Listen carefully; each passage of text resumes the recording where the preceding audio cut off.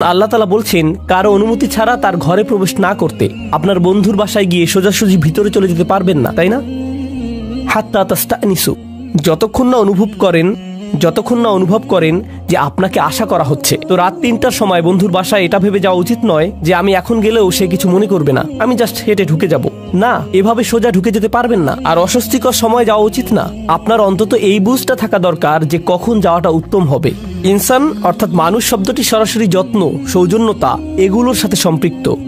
উনস এবং ইস্তিনাস। আল্লাহ বলেছেন তিনি আমাকে যে উপাদান থেকে সৃষ্টি করেছেন সেই একই উপাদান থেকে আমার স্ত্রীকেও সৃষ্টি করেছেন। তাই আমার যদি আবেগ অনুভূতি থেকে থাকে, ভাবনা থেকে থাকে, মতামত থেকে থাকে, তারও সেগুলো আছে। একজন স্ত্রীরও এভাবে ভাবা উচিত যে আমার যেমন আবেগ আছে, কিছু একটা যদি আমাকে বিরক্ত করে, কিছু জিনিস আমি ভালোবাসি, কিছু একটার প্রতি আমি আগ্রহী, তারও কিছু ব্যাপারে আগ্রহ আছে। আর এগুলো একই রকম হতে পারে না, কারণ আমরা একই রকম নই। ওমা খালাকাজ যাকারা ওয়াল উনসা ইন্না সা'য়াকুম লাশাত্তা। তিনি নারী পুরুষের মাঝে পার্থক্য সৃষ্টি করেছেন। একই সময়ে আমরা একে অপর থেকে ভিন্ন। আল্লাহ বলছেন যখন মিন আনফুসিকুম আজওয়াজান, এই শব্দগুলোর মাঝে সত্যিই খুব সুন্দর একটা ইশারা রয়েছে, চমৎকার একটা ইঙ্গিত রয়েছে এই শব্দগুলোর মাঝে। যেহেতু সে আমার থেকে এসেছে, আমাকে সেই অনুভূতিটি বোঝার চেষ্টা করতে হবে। যদি সে কষ্টদায়ক কিছু বলে, কোথা থেকে এর উৎপত্তি হলো, কোন অনুভূতি থেকে এই আচরণের উৎপত্তি হলো, কোন কারণে সে এটা বলল, সে খারাপ এজন্য এটা বলেনি, সে রকচটা এই জন্য এটা বলেনি, এগুলো সহজ উত্তর, তাই না? সে অহংকারী তাই সে সব বলছে। সম্ভবত এর পেছনে যাকে আপনি অহংকারী বলছেন হয়তো তীব্র মনোবেদনা রয়েছে। আপনি আপনার মতো করে মনোকষ্টের সাথে ডিল করেন, আর সে তার মতো করে ভিন্ন একটি উপায়ে মনোকষ্টের মোকাবেলা করে। তার মনোবেদনাটা হয়তো কষ্টদায়ক শব্দের মাধ্যমে প্রকাশিত হয়, বা শব্দগুলো আপনার কাছে বেদনাদায়ক মনে হয়। যদি আমরা এই ইস্তিনাসের চর্চা করি, তাহলে আমাদের পারিবারিক সম্পর্কগুলোতে আপনি আপনার ছেলের আচরণকে অসম্মানজনক আচরণ হিসেবে দেখবেন না। আপনি দেখবেন এই অসম্মানজনক আচরণের পেছনে নিশ্চয়ই কোনো কারণ আছে যার সমাধান হওয়া জরুরি। একটা দেয়াল তৈরি হয়েছে যা আপনাকে ভাঙতে হবে আপনার ভালোবাসা এবং সহানুভূতির মাধ্যমে, আর আপনাকে এটা করতে হবে উদ্দেশ্যপূর্ণ উপায়ে। বৃহৎ উদ্দেশ্যটা মাথায় রাখতে হবে। আল্লাহ এই মানুষগুলোকে, যাদের তিনি একটি পারিবারিক সম্পর্কে একত্রিত করেছেন, তিনি চান তারা যেন সংঘবদ্ধ থাকে। আল্লাহ চান তারা যেন তাদের প্রতিবন্ধকতাগুলোকে অতিক্রম করে। আল্লাহু জাআলা লাকুম মিন আনফুসিকুম আজওয়াজান ওয়া জাআলা লাকুম মিন আজওয়াজিকুম বানিনা ওয়া হাফাদা। এই আয়াতগুলোর আরো চমৎকার একটা দিক হলো আল্লাহ তোমাদের দিয়েছেন সন্তান সন্ততি, আল্লাহ তোমাদের দিয়েছেন শ্বশুরবাড়ির আত্মীয় স্বজন, নাতি নাতনি, অন্য মানুষেরা যারা তোমাকে সাহায্য করবে, তোমার উপকারে আসবে। আল্লাহ আযজা জাল্লা বলছেন সব শুরু হয়েছে আজওয়াজ থেকে, অর্থাৎ আপনি বিয়ে করেন, আর যখন বিয়ে করেন তখন অন্য একটি পরিবারের সাথে সম্বন্ধ যুক্ত হন। যেহেতু আরেকটি পরিবারের সাথে আপনি এখন সম্পর্কের বন্ধনে আবদ্ধ, একদিন হয়তো চাকরি হারিয়ে ফেললেন বা অন্য কোনো বিপদে পড়লেন, সে সময় হয়তো আপনার স্ত্রীর খালাতো ভাইয়ের এক বন্ধু আপনার বিশাল এক উপকার করলো। জানেন, এই যে সম্পর্কগুলো তৈরি হয়েছে, যেগুলোর মাধ্যমে আল্লাহ আপনাকে সাহায্য করেন, রিজিক প্রদান করেন, এমন সব উপায়ে যা ছিল অকল্পনীয় শুধু ওই আত্মীয়তার কারণে, কারণ ওই আত্মীয়তার মাধ্যমে কানেকশন তৈরি হয়েছিল। তো আল্লাহ আমাদের বলছেন এই সম্পর্কগুলোর দিকেও তাকাও। মানুষের সাথে যে সম্পর্কগুলো তোমাদের আছে আর তোমাদের জীবনে ওই সম্পর্কগুলোর প্রভাব, এগুলো সবই আল্লাহর প্ল্যান। তিনি এগুলো প্রদান করেছেন। যে মানুষগুলো আমার জীবনে এসেছে তিনিই সেগুলো প্রদান করেছেন। এর মানে এটা নয় যে সবাই সবসময় কাজে আসবে, এর মানে এটা নয় যে সবাই খুবই ভালো, কিন্তু এর মানে এটা যে আমাদেরকে সবকিছুর দিকে উদ্দেশ্যপূর্ণ দৃষ্টিতে তাকাতে হবে। এই উদ্দেশ্যটা সবার আগে মাথায় রাখতে হবে। এখন খুতবার শেষ অংশে আমি এই ধাঁধাটার কথা বলবো যা পুরোপুরি এখনো সমাধান করিনি। আফাবিল বাতিল ইউমিনুন, তারা কি মিথ্যাতে বিশ্বাস করতে থাকবে? এখানে এমনকি মিথ্যার কথা বলা হচ্ছে কেন? এই আয়াতটি হওয়ার কথা কৃতজ্ঞতা এবং অকৃতজ্ঞতা নিয়ে, কিন্তু আল্লাহ একে ঈমান এবং অবিশ্বাসের বিষয় বানিয়ে ফেললেন। ব্যাপারটা কৌতূহল জাগ্রত করে। তাহলে আমরা এখান থেকে কি শিখবো? মূলত এখান থেকে আমরা শিখব আমার ঈমান, আমার বিশ্বাস সরাসরি এই ব্যাপারটার সাথে সম্পৃক্ত যে আমি কতটুকু কৃতজ্ঞ।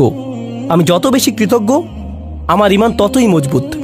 আমি যত কম কৃতজ্ঞ আমার ঈমান ততই দুর্বল। আমি যদি অসত্য ব্যাপারগুলোর প্রতি বেশি গুরুত্ব প্রদান করি, এখানে বাতিল মানে আমি আমার পরিবারের দিকে তাকালে সমস্যা ছাড়া কিছুই দেখি না। আমি শুধু দেখি এই মানুষগুলোর কারণে আমার জীবন এতটা কঠিন, তারা এটা করেছিল, সেটা করেছিল, অমুক তমুক করেছিল।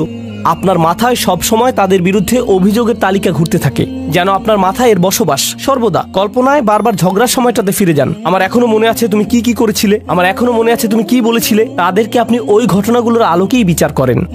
এখন আপনি তাদের দেখেন আপনার সমস্ত কষ্টের মূল হিসেবে। তারা এখন এতটুকুতেই সীমাবদ্ধ হয়ে গেল। এটাই হলো বাতিল। যদিও তারা আপনাকে কষ্ট দিয়েছে, এর পেছনে রয়েছে আল্লাহর নিয়ামত। আপনাকে অবশ্যই সেই নিয়ামত আবিষ্কার করতে হবে। যদি তাদেরকে আপনার জীবনের অভিসম্পাদে সীমিত করে ফেলেন, যদি তাদেরকে জঘন্য মানুষে বা কষ্ট দেয়া মানুষে সীমিত করে ফেলেন, তারা মানুষ, তারা শয়তান নয়।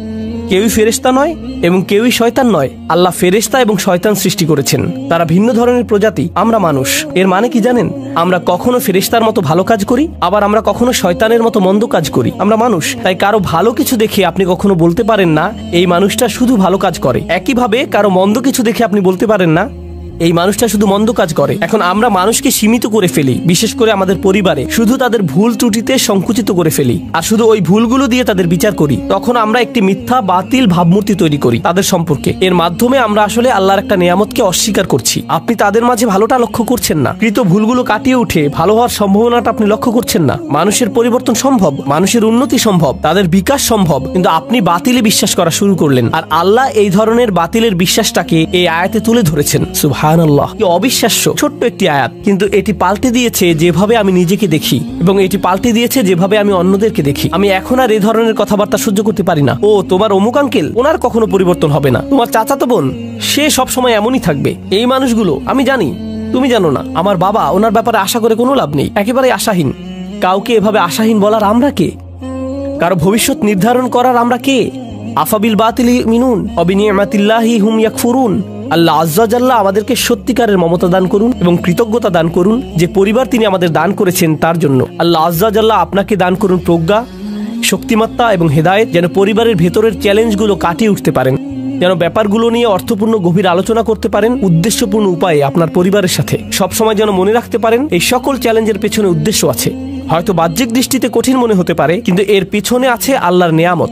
আল্লাহ আজ্জা ওয়া জাল্লা আমাদেরকে ওই নিয়ামতটা দেখার সুযোগ দান করুন এবং যেন কখনো এটা অস্বীকার না করি। আল্লাহ আমাদেরকে তাদের অন্তর্ভুক্ত না করুন যারা মিথ্যা দোষারোপ করে তাদের প্রিয়জনদের যে ভুলগুলো তারা করেছিল তার জন্য, আর আমরা তাদের উপর তা আরোপ করি আর তাদেরকে সেটা নিয়ে চিরকাল বেঁচে থাকতে হয় আমাদের ভুল অভিযোগ আরোপ নিয়ে। এই ভুলটাই ইয়াকুব আলাইহিস সালামের সন্তানরা করেছিল। তারা তাদের বাবার উপর ভুল একটি অভিযোগ আরোপ করেছিল, ইন্না আবানা লাফি যালালিম মুবিন। আমাদের বাবা বিভ্রান্তিতে হারিয়ে গেছেন কারণ উনি ইউসুফকে বেশি ভালোবাসেন। উনি অন্যায্য, আমাদের বাবা অন্যায্য এবং বিভ্রান্ত, এটাই আসল কথা। উনি অন্য যা কিছুই বলেন, উনি এসব বলেছেন কারণ উনি ইউসুফকে বেশি ভালোবাসেন। আমি ওনার উপদেশ শুনি না কারণ আমি জানি উনি পক্ষপাত দুষ্ট। আমি জানি এখন যেহেতু তারা ওনাকে পক্ষপাতী হিসেবে কল্পনা করে নিয়েছে, ওনার ব্যাপারে একটি বাতিল ধারণা এঁকে নিয়েছে। একই কাজ আমরাও আমাদের পরিবারের সদস্যদের সাথে করতে পারি। আমরা তাদের শরীরে একটি বাতিল স্টিকার লাগিয়ে দিতে পারি। এখন তারা যাই বলুক এগুলোর কোনো অর্থ নেই, কারণ আমরা ইতিমধ্যে মেনে নিয়েছি তাদের সব কথা সেই একই ভুল জায়গা থেকে এসেছে। তাই আমি দোয়া করি পরস্পরের প্রতি এমন করা থেকে আল্লাহ আমাদের রক্ষা করুন এবং আমাদের পরিবারগুলোকে একত্রিত করে তুলুন। আল্লাহ আমাদেরকে সাহায্য করুন যেন কাটিয়ে উঠতে পারি এবং সুস্থ হতে পারি ওই ব্যথাগুলো থেকে যা আমরা তাদের কাছ থেকে পেয়েছি, এবং তিনি আমাদেরকে যে নিয়ামত দান করেছেন তার জন্য যেন সত্যিকার অর্থে কৃতজ্ঞ হতে পারি। বারাকাল্লাহু লি ওয়া লাকুম ফিল কুরআনিল হাকিম ওয়া নাফা'নি ওয়া ইয়্যাকুম বিল আয়াতি ওয়া যিকরিল হাকিম।